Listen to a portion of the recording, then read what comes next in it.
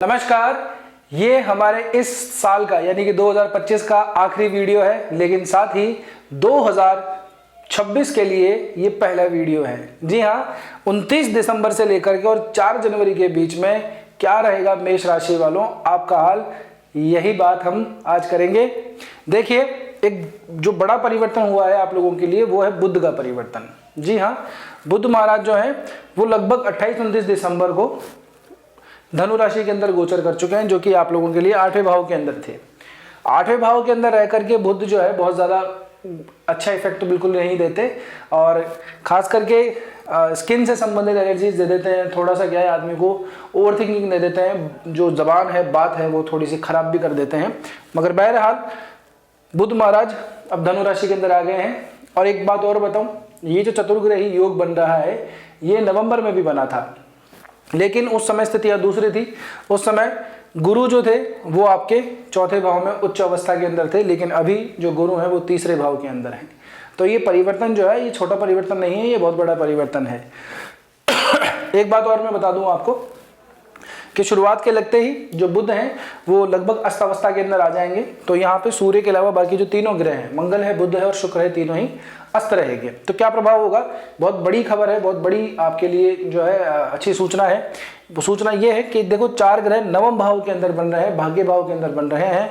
2 तो धन देने वाले हैं, व्यापार में वृद्धि करने वाले हैं, और जो 2 हैं वो पराक्रम देने वाले हैं, मेहनत देने वाले हैं, शौर्य, वीरता।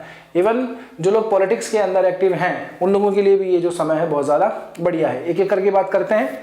सबसे पहले बिजनेस की बात करें आप लोगों के लिए, तो व्यापार भाव का जो स्वामी शुक्र बनता है आप लोगों के लिए गया हुआ है नवम भाव में। तो व्यापार की उन्नति तो दिखा ही रहा है, और ये योग बना रहा है, ये युति बना रहा है किसके साथ? लाभ के लग्नेश के साथ, पंचमेश के साथ। ये इतनी जबरदस्त युति है कि इसका जितना ज्यादा उपयोग आप कर पाए उतना ही बेहतर है। अस्त हो जाने से ग्रह जो है अपना उतना इफेक्ट नहीं दे पाता, क्योंकि सूर्य के पास में वैसे अमूमन जो भी ग्रह आता है 15 डिग्री के आसपास का, वो सब अस्त हो जाते हैं। मतलब डिफरेंस जो है सूर्य की डिग्री से किसी ग्रह की अगर 15 डिग्री का डिफरेंस रहता है तो वो अस्त ही माना जाता है। शुक्र जो है वो यहाँ पे अस्त है, लेकिन चिंता करने की जरूरत नहीं है। व्यापार के अंदर लग्नेश के साथ, पंचमेश के साथ में युति बना करके जो शुक्र है वो आप लोगों के लिए उन्नति का मार्ग प्रशस्त कर रहे हैं। साथ ही के अंदर एक बात और कि अगर इस समय आप लोग जो है अपने काम के अंदर, अपने व्यापार के अंदर कुछ इनोवेशन लेकर के आइए तो बहुत ज़्यादा फल आप लोगों को प्राप्त हो सकता है। देखिए, अमूमन ये जो स्थिति है, चतुर्ग्रही जो है जनवरी फरवरी तक भी रहेंगे, आगे पीछे होते रहेंगे, फिर एक जगह मिल जाएंगे। लेकिन आप लोगों के लिए, मेष राशि वालों, आप लोगों के लिए नवम भाव के अंदर 4 ग्रहों का ये जो जमावड़ा है ये दोबारा नहीं आएगा। ठीक है ना? तो आप लोगों को अपने व्यापार में उन्नति करनी चाहिए। उन्नति का मतलब उसका तो दायरा थोड़ा सा बढ़ा लेना चाहिए। यही वो समय है जब आप थोड़ा सा इसमें इन्वेस्ट करें, अपने काम को थोड़ा सा बढ़ाएं। डिजिटली अगर आप लोग अवेलेबल नहीं हैं, ऑनलाइन अवेलेबल नहीं है, तो अपने काम को ऑनलाइन भी अवेलेबल कीजिए। अगर आप सोलो बिजनेस करते हैं, अपनी दुकान चलाते हैं, तो भी आप लोगों के लिए ये समय जो है अपने व्यापार को बढ़ाने का समय है, उन्नति का समय है। तो आप लोगों को इतनी ज़्यादा चिंता करने की ज़रूरत नहीं है।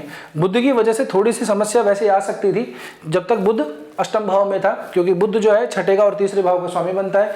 लेकिन बुध की जो पोजीशन है, बुध की जो स्थिति है आपके चार्ट के अंदर, वो नवम भाव में आ रही है। तो ये स्थिति भी आप लोगों के लिए बहुत ज़्यादा शुभदायी होगी।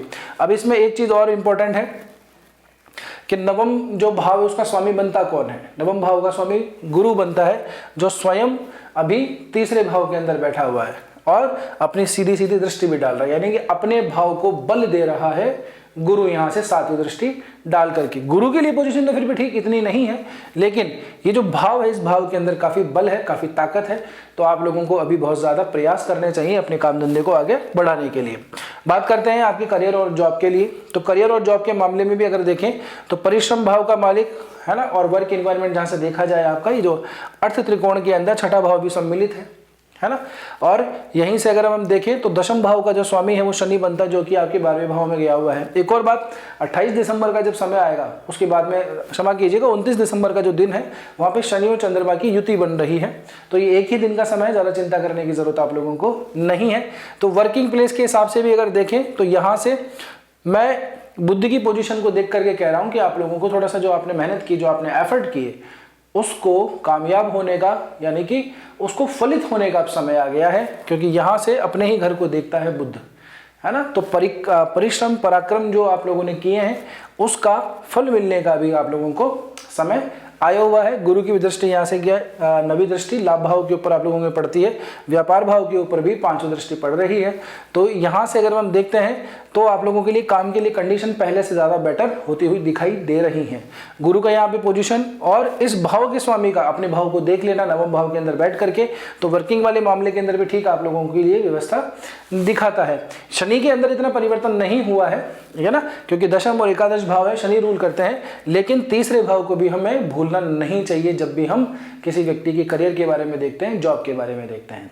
ठीक है, तो आप लोगों के लिए आपकी जो एफर्ट आपने डाले उसको सक्सेसफुल करने का भी समय है। तो आप जो भी आपके आगे सीनियर हैं, है ना, उनसे बात कीजिए। जॉब स्विच करना अगर अभी आप चाहते हैं तो मैं कहूँगा कुछ दिन रुक जाइए, अमूमन 1 महीना के आसपास रुक जाइए, फिर समय आएगा मैं आपको बताऊंगा कि कैसे और कब आप जो है जॉब को स्विच कर सकते हैं। अभी जहाँ पे बने हुए हैं वहाँ पे बने रहिए, स्विच करने का अभी थोड़ा सा प्लान त्याग दीजिए।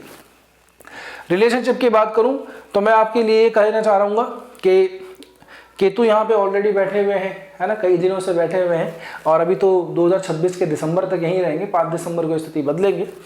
तो रिलेशनशिप वाले मामले के अंदर केतु की पोजीशन की वजह से थोड़ा सा डिटैचमेंट वगैरह दिखाई देता है, लेकिन इस भाव का जो स्वामी है वो यहाँ पे गया हुआ है नवम भाव के अंदर। पंचमेश नवम के अंदर जाके बैठ जाए तो बहुत बढ़िया एक तरीके का राजयोग बनाता है।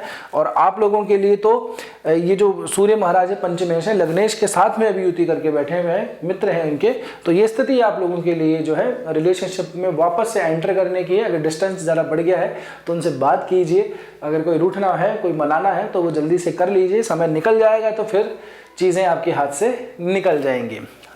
दाम्पत्य जीवन के लिए कहूँ, मैरिज लाइफ के लिए तो समय बढ़िया है, शुक्र बैठा हुआ है, मैंने आपको कहा ही है।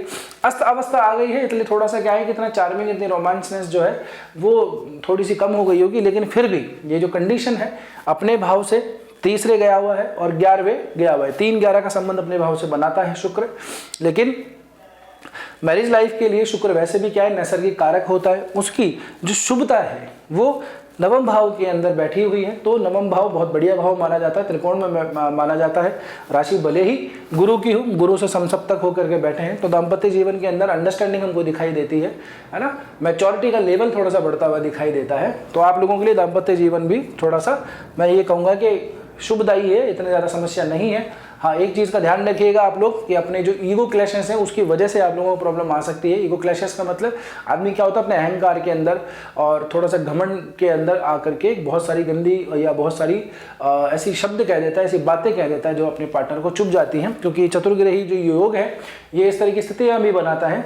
आदित्य मंगल योग और लक्ष्मी नारायण योग, इनके साथ साथ में जब चारों ये जो बन जाते हैं साथ में, तब क्या होता है कि व्यक्ति के अंदर ऐश्वर्य है ना, नेतृत्व की क्षमता, ऊर्जा, ओजस्विता, तेज, ये सब आता ही है। लेकिन साथ ही साथ के अंदर उसके अंदर थोड़ी सी क्या है, जेलसी की भावना भी आ जाती है और कहीं ना कहीं उसके अंदर अहंकार और जो दंभ है वो ज़्यादा पनपने लगता है। तो अपनी भाषा, अपनी वाणी पर नियंत्रण रखिएगा, क्योंकि वाणी का कारक भी साथ के अंदर ही बैठा हुआ है।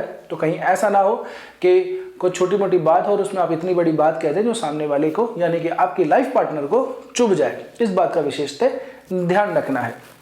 वेल्थ और प्रॉपर्टी की अगर मैं बात करूं तो आप लोगों के लिए धन से संबंधित जो स्थिति आएगी, देखिए 29 दिसंबर को चंद्रमा रहेंगे शनि के साथ में, उसके बाद में 30 और 31 दिसंबर को आपकी राशि के ऊपर आ जाएंगे, जो कि बहुत शुभदायी स्थिति है ना। केंद्र के अंदर चंद्रमा आ जाएंगे, बहुत बढ़िया है। देन उसके बाद में 3 और 4 दिसंबर का जब समय आएगा, क्षमा कीजिएगा 1 और 2 दिसंबर का समय आएगा, तब चंद्रमा जो है उच्च अवस्था प्राप्त करेंगे आपके धन भाव के अंदर। तो ये जो 2 दिन है आप लोगों के लिए साल का लगता ही 1 जनवरी और 2 जनवरी का जो समय है, ये धन के मामले के अंदर बहुत ज़्यादा शुभदायी होने वाला। कोई बली कहीं से कोई पार्टी है, कोई डील क्रैक करनी है तो इस दिन ज़रूर मीटिंग उनसे रख लीजिएगा।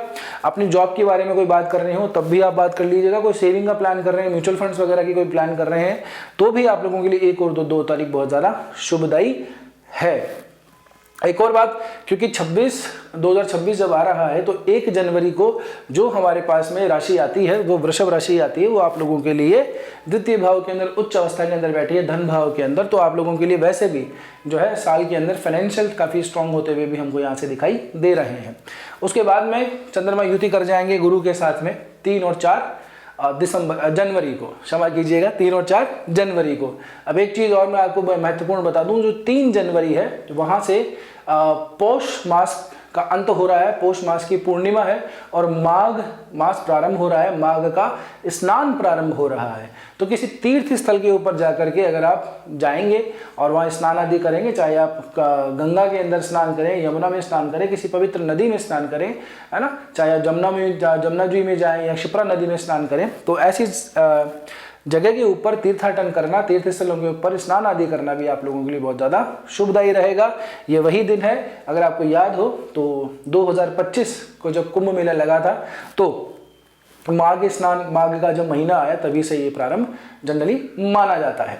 तो आप लोगों के लिए ये जो 3 और 4 दिसंबर है, तो अगर आप कहीं पे जाएं, यात्रा वगैरह करें, तो ऐसे जगह को जरूर चूज कीजिएगा जहाँ पे आप स्नान आदि कर सकें, तीर्थ का कोई स्थान हो जहाँ पे आप स्नान कर सकें, ये ज़रूर से आप कर लीजिएगा। साल की शुरुआत में अच्छा काम करेंगे तो पूरा साल ही बहुत ज़्यादा बढ़िया निकलेगा।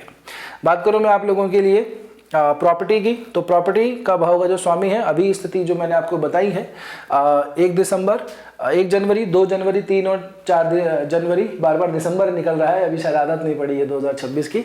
तो ये जो दिन है आप लोगों के लिए प्रॉपर्टी वगैरह मेकिंग के लिए भी बढ़िया है। इसमें भी मैं आपको कहूँगा कि ऐसी कोई विशेष आप लोगों को समस्या नहीं है। लग्नेश की जो दृष्टि है 8वीं, वो प्रॉपर्टी के भाव पे पड़ती है। तो मकान बनाने की तो मैं नहीं कहूँगा, लेकिन जो ओपन लैंड होती है, जो भूमि होती है ना, उसके लिए खरीद वगैरह के लिए आपका ये जो समय है वो बहुत ज़्यादा शुभदायी है। तो आप चाहें तो इसमें आप काम कर सकते हैं आगे। अगर ऐसा कोई आपका संयोग बन रहा है तो उसे ज़रूर फलित कीजिएगा और ये बात कमेंट करके ज़रूर बता दीजिएगा। स्वास्थ्य की दृष्टि से बात करूं तो अब स्वास्थ्य भाव का स्वामी अपने से 4थे और 10 का संबंध बना रहा है। पहले तो 3-11 का संबंध बनाता था, यानी कि बुध जो है 8वें भाव में बैठा हुआ था, तो स्थिति थोड़ी ठीक नहीं थी। स्वास्थ्य के मामले में भी आप लोगों को थोड़ी सी काफ़ी राहत मिलने वाली है। जिन लोगों को थोड़े रैशेस, मौसमी एनर्जी, है ना, जुकाम वगैरह इस तरह की चीज़ें रहती थी, तो उन लोगों के लिए थोड़ा सा समय ठीक है, लेकिन फिर भी स्वास्थ्य का ध्यान रखना जरूरी है। 4 जो ग्रह हैं, 2 ताप के ग्रह हैं, अग्नि तत्व के ग्रह हैं, और जो 1 ग्रह उसमें नपुंसक है, 1 ग्रह जो है वो शीतल तत्व का माना जाता है। इन सभी का अगर मिक्सर हम देखें तो थोड़ी सी फिर भी हमको समस्या यहाँ से दिखाई देती है, क्योंकि शनि की दृष्टि सीधी सीधी पड़ती हुई आ रही है आप लोगों के 6ठे भाव के ऊपर। तो स्वास्थ्य की दृष्टि से थोड़ा सुधार रहेगा, लेकिन फिर भी सावधानी बरतना जरूरी है। अब मैं आपके लिए ये बात करूं कि किसी अच्छी सी रेमेडी की, तो आप लोग एक तो कमेंट करके ज़रूर बता दीजिए क्यों मैं आप लोगों को इसका उपाय बताऊं एक ही सप्ताह का। 2026 के लिए क्यों ना आपको बहुत बढ़िया 5 अच्छे से उपाय बता दिए जाए, जो आप पूरे साल ही करेंगे तो पूरा साल ही आप लोगों के नियंत्रण में रहेगा। एक और बात, 2026 मेष राशि वालों के लिए कैसा रहने वाला है, ये हमने वीडियो अपलोड कर दिया है। अभी तक नहीं देखा है तो ज़रूर से जाके देखिएगा, कमेंट करके ज़रूर बताइएगा वहाँ पर भी कि आपको वीडियो ये कैसा लगा। तो आप लोग उपायों की बात में करूं तो एक जल्दी ही, बहुत जल्दी 2026 के लिए सभी राशि वालों के लिए, इंक्लूडिंग मेष राशि वालों के लिए भी, हम पूरे साल के अंदर 5 ऐसे उपाय बताने जा रहे हैं जो आप लोग सामान्य रूप से भी कर सकते हैं। उसमें इतना आवश्यक नहीं होगा कि आपके लग्न कौन सा है या आपकी जो है किस राशि या किस ग्रह की दशा, महादशा, अंतरदशा चल रही है। सामान्य रूप सभी लोग जो उसको फॉलो कर पाएं और उसका लाभ ले पाएं, ये प्रयास हमारा रहेगा। एक और बात कि आपकी अब क्या है कि मेन पत्रिका क्या है, लग्न क्या है, राशि क्या है ना, लग्न के अंदर कौन सा राशि बनती है, कहने का तात्पर्य है किस ग्रह की दशा चल रही है, किसकी महादशा चल रही है, किसका अंतर है, किसका प्रत्यंतर है। ये सभी बातें जानने के बाद ही हम किसी व्यक्तिगत कुंडली का एनालिसिस ठीक से कर सकते हैं। तो यदि आप ये जानना चाहते हैं कि 2026 इंडिविजुअली आपके लिए कैसा रहेगा, या फिर आपकी कोई समस्या है उसका समाधान चाहते हैं, बात करना चाहते हैं, तो जो व्हाट्सएप नंबर दिए गए वहाँ पे जाकर के अपॉइंटमेंट बुक कर सकते हैं, या फिर हमारी वेबसाइट पे जाकर भी अपना अपॉइंटमेंट बुक कर सकते हैं। अब आपसे एक और रिक्वेस्ट है, वीडियो कैसा लगा है कमेंट करके ज़रूर बताइएगा, कोई सुझाव हो तो ज़रूर दीजिएगा। लाइक और शेयर तो आपने अब तक कर दिया गया होगा, एंड अब तक व्यूअर ही बने हुए हैं, सब्सक्राइबर नहीं बने हैं तो सब्सक्राइब कर लीजिए चैनल को, ठीक है, और अपने मित्रों के साथ भी इसको शेयर ज़रूर करना। बस आज के वीडियो में इतना ही, मिलते हैं अगले वीडियो के अंदर। तब तक के लिए स्वस्थ रहिए, मस्त रहिए, अपना और अपनों का ध्यान रखिए। जय श्री कृष्ण, जय श्री राम।